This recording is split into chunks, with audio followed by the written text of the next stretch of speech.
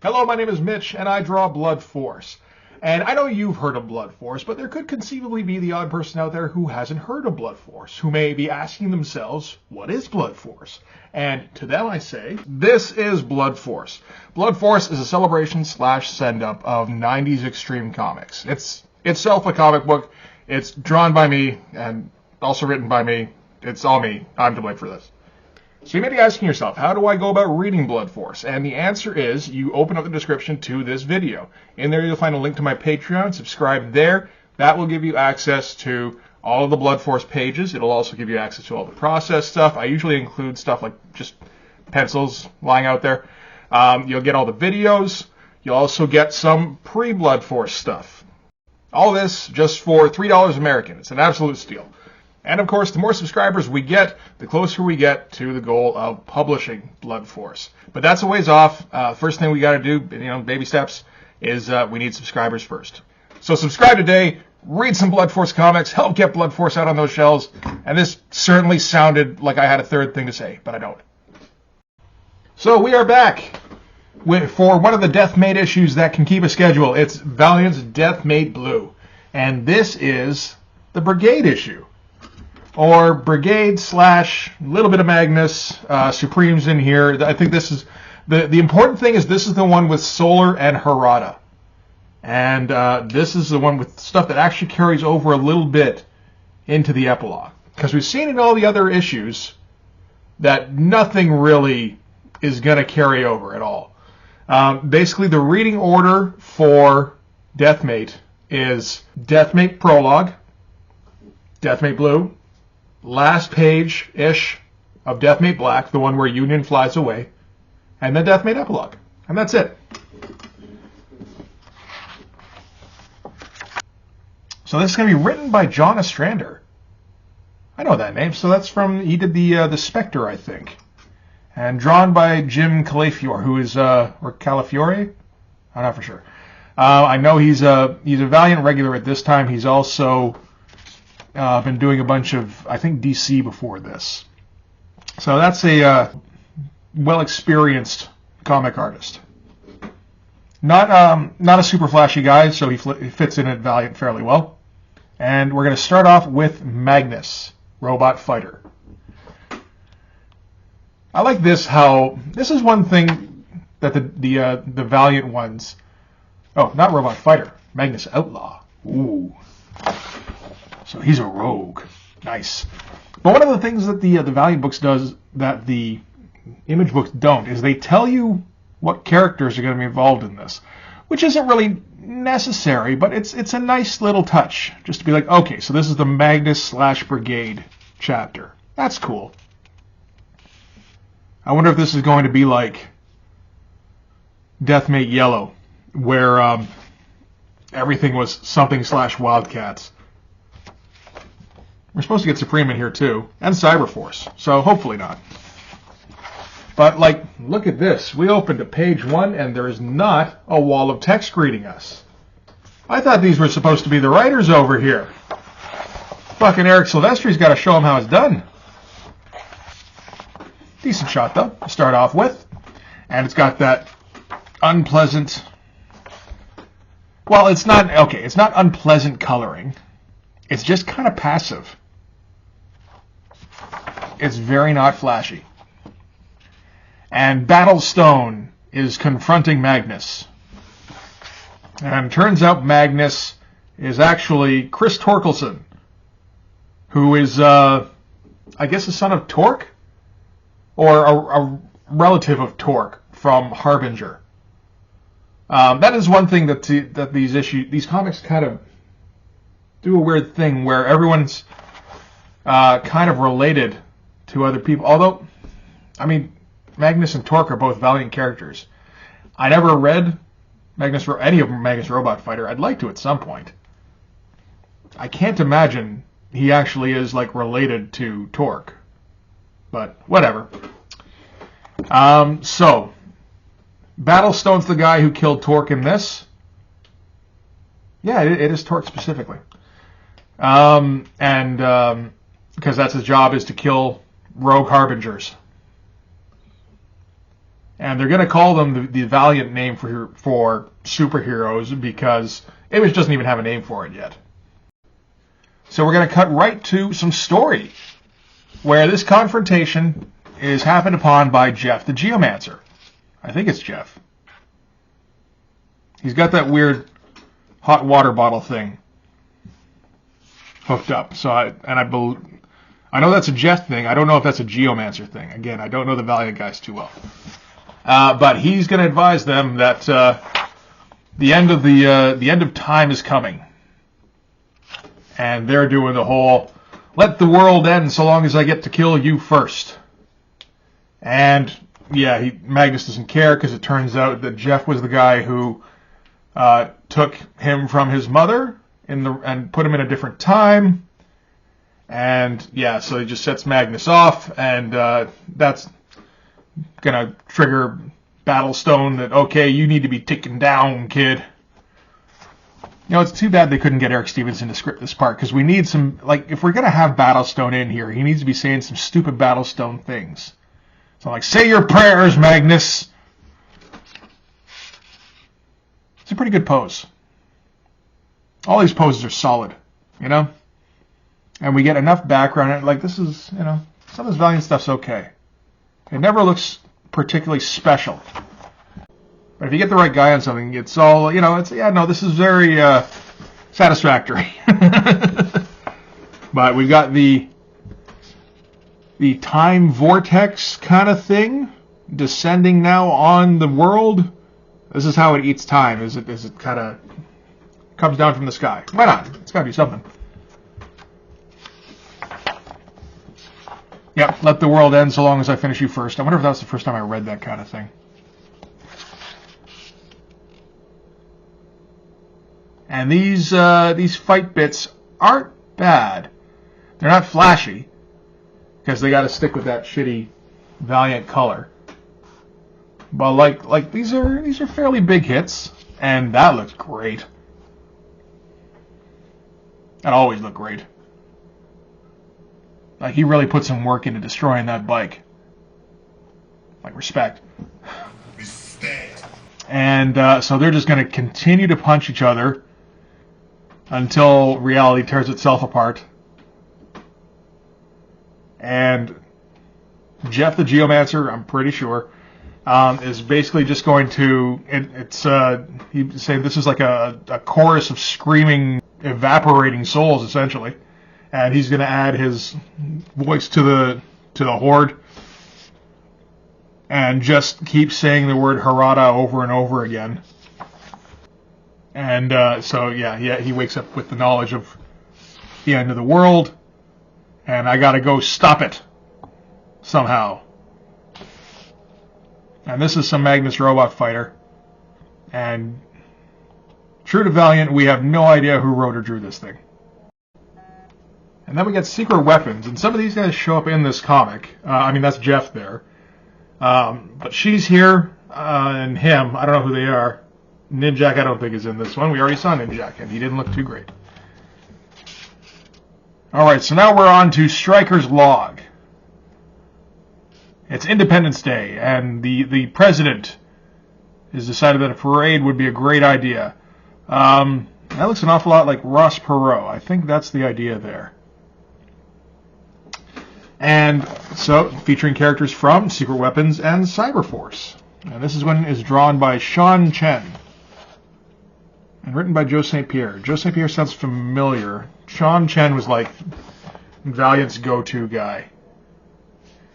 Where he was just completely adequate. And got pages in on time. That's all you really... Ooh, that hand does not look great. Oh well. So they get a shot off. Oh, that is Stryker there. Okay. At the president, but Livewire magnetically deflects the bullet and deactivates it. Sure. And Jeff the Geomancer shows up at the White House to tell him that the world is all fucked up and we gotta fix things.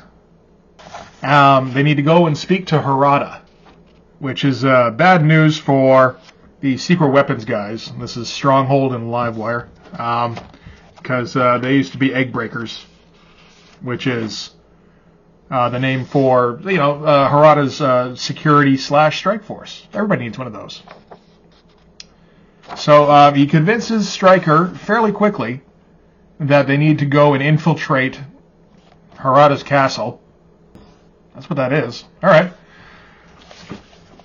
Stryker believes him without really much hesitation at all, and they're going to go and infiltrate. And all this stuff, looks fine. But there are I guess this is what's the egg breakers now is brigade. That alerts them that there's intruders, and this is Cold Snap, but he's got Seahawk's helmet because Seahawk died, I guess, when they were trying to escape, something like that. And that is like a straight up Castle Grayskull style toy castle. I don't know that Liefeld would have done much better. Merritt Michaels definitely wouldn't have. I'd be interested to see Richard Horry's take, though. And of course Jim Lee and Silvestri would have whipped out something interesting at least. So, trying to break in, and Brigade's right on the other side, and I'd say that's better than the Merritt Michaels stuff. At the very least, all this stuff makes sense, the way they're all standing. And we're going to get some straight-up valiant fights where nothing looks great, but at least you can tell what's going on. It's kind of the reverse of the usual Image fights. Compare this to the Bad Rock fight, shit like this. What the fuck happened here? It's really just like blur and then blur, and dudes go flying. But this is more again, it doesn't look fantastic, but there's things going on. Livewire's using her magnetic stuff to snag Thermal and throw her at Cold Snap. Cold Snap freezes up Stronghold. Stronghold breaks out. Thermal up here looks like she's trying to melt stuff onto there's an actual sequence of events going on. Fights aren't just, dudes leaping and throwing fists everywhere. And then everybody's in trouble because the lieutenant has a ride, which is Sting. That's a cool shot. And now we're on to Howard Simpson. I don't recognize the writer. I don't recognize the artist.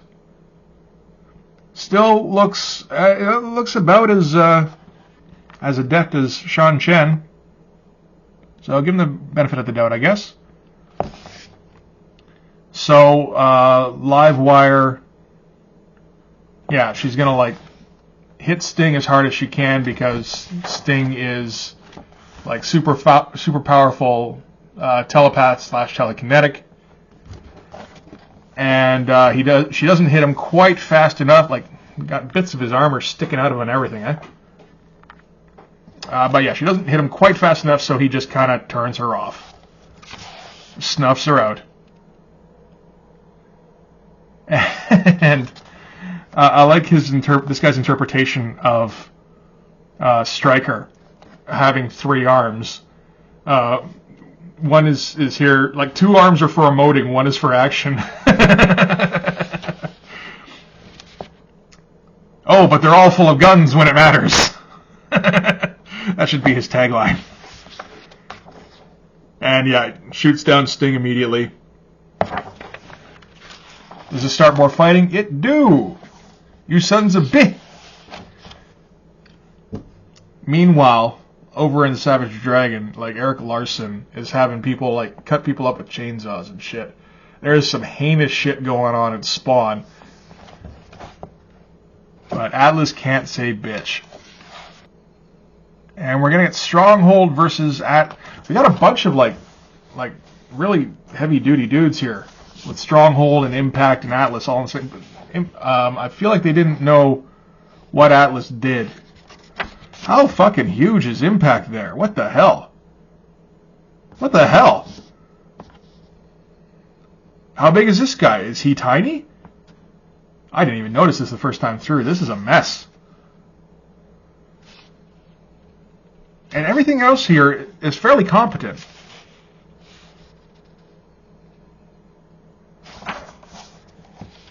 Anyway. Man. But yeah, it feels... Man, he's just shoving people in every which way. Trying to get that sense of a melee, I think. It still doesn't quite come across. You gotta pan back a little bit. But yeah, it feels like he forgot like Atlas can grow. Like that's his power. He's not a super strong guy. I don't think. And Thermal, I think straight up fries Impact. Meanwhile, Jeff the Geomancer has used this opportunity to sneak away to find Harada. Oh, hey, we do see Ninjak. That makes sense. Ninjak was hanging out with Harada in Deathmate Yellow. And what we're seeing here... Okay, so Stronghold is huge. Because he's flat out got KO standing on him. Impact isn't huge, not like that. Oh, there's Atlas's foot. He heard.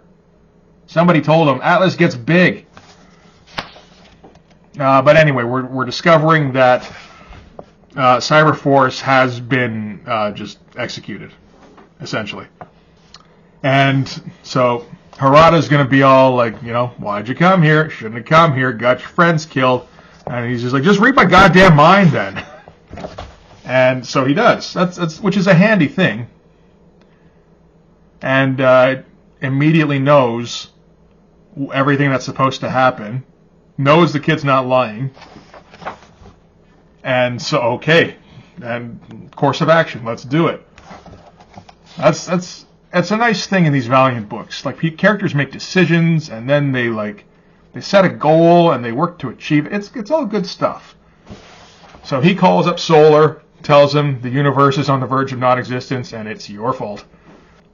And we're going to get we're not even really actually going to get an explanation here. We already got the explanation. Remember, I think it was Deathmate Black, where we got told time and time again what was happening. Where the world is wrong and we need to fix things. Time is coming undone and all this shit. No, you were told that at the beginning. We know you know now, so we're not going to keep telling you. So, yep, he's just going to like broadcast it at him. And Solar thinks he's lying. Asks Jeff. Jeff's like, nope. So, okay, we've got to fix this then. Let's fly away and do some stuff. All right, and now we're moving on, and wow, the art's changed a little bit. This is Peter Grau. I'm not familiar. Kevin Van Hook, same. And the Joe Quesada days at Valiant. I can't imagine that lasted too long. But yeah, there was a while there where like he was the guy they had. And it was like, shit, they might have the best guy. Yeah, we got to check out some Joe Quesada at some point, because like he didn't draw a ton of stuff, but like the stuff he did draw does look pretty fucking incredible. All right, so Solar, well, he's flying away. That's all this page is. Supremely Dark. That's not the Supreme lettering, is it? Not quite. So, Solar is going to fly out and look for somebody who can take the trip to Unreality with him. Because that's where they're going, the multiversal plane, essentially. And I guess one of the things Solar can do is he can hear radio waves. So he's going to listen in for local disasters and find out that Supreme is at an oil fire in Alberta. And I guess Supreme doesn't deal with this kind of shit too often, because his idea for how to stop an oil fire is to throw rocks at it. I don't know that anybody ever thought that was a good idea. And they're going to stick with Rob's Abraham Lincoln beard version of Supreme here. Joe Quesada will not. Neither will Mark Silvestri. in the epilogue. Those are the two artists on that one. That's a pretty good job on the epilogue. So he explains the situation to Supreme. Supreme believes him immediately, so they've obviously worked together before. And again, we don't have to sit through the explanation. And they get attacked immediately by Dr. Eclipse, which is the solar bad guy, and he's just gonna... He seems kind of Jokerish. It's one of the things. I kind of wish I'd read some of these books so I knew who these characters were. But you kind of get a gist for them. And Supreme can apparently beat up Dr. Eclipse, which is a good thing to know. But Dr. Eclipse is here with Master Dark. Master Dark wants to come along to Unreality to try and fix things, theoretically. And Master Dark's plan is to stand there to absorb destructive energy. And apparently, I guess that's something he can do. And he says that Solar's going to need him there. Supreme can keep Dr. Eclipse in check. So, I mean, if you're reading this, you're like, so if he's all worried about Dr. Eclipse, why would he bring him in the first place? So obviously they're going to fuck shit up. So the four of them are going to go on to Unreality and to be continued in Deathmate the Epilogue. And that is it. So, I mean, this was the whole point of the story was basically Jeff finding a way to get to Solar. I don't think he knew that, though. No, because his future self was just screaming Harada over and over again at him. So that's all he knew he had to do. Harada immediately, though, was able to call up Solar and just be like, hey, come to my house. There's an apocalypse that needs averting. Solar finds his buddy, and then they pick up some more buddies, and they all go to Unreality to go and try and save reality. So that's the whole... All of those extra books, that's what they were trying to do. And none of the other ones were able to pull it off, really.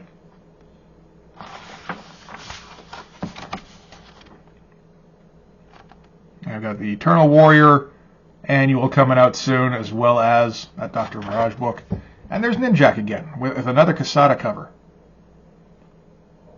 I don't imagine he drew too many interiors. I know he did do one for EXO number 0, with the flashy chromium cover. That's one of the few Valiant books I do own, mostly because of the ridiculous shiny cover. But yes, no, I wanted this book because of the cover back in the day. And it appears to be drawn by Joe Quesada all the way through. Yeah, it is too. So that might be something to look at someday. But look at that, isn't that so pretty? Alright, so that was Deathmate Blue. A little bit happened in that. Oh, a bunch of stuff happened. Stuff happened in Deathmate Black. It didn't happen in Deathmate Red. A little bit in Yellow, but something of consequence happened in this, I suppose. Because he's going to have to be there at the end, so he had to find out about it and actually go there. That's what this one was about. So, good job on that, I suppose. Yeah, so we're down to the wire here. We've just got Deathmate Epilogue to go through, where there'll be a whole bunch of talking, probably. But that one's going to be written by Bob Layton and drawn by Mark Silvestri and Joe Quesada, so that ought to be a pretty good time at least. So we'll see you guys in that one. In the meantime, if you like this video, please hit like, hit subscribe, hit the notifications. Go over to my Twitter and follow me there, but more importantly, go and subscribe on Patreon. That's where these videos go as soon as they get uploaded. That's where the Blood Force pages go, and I need your help to help get those Blood Force pages out to the peoples. But in the meantime, thanks very much for watching this one. I'll see you guys in the next video. Bye-bye.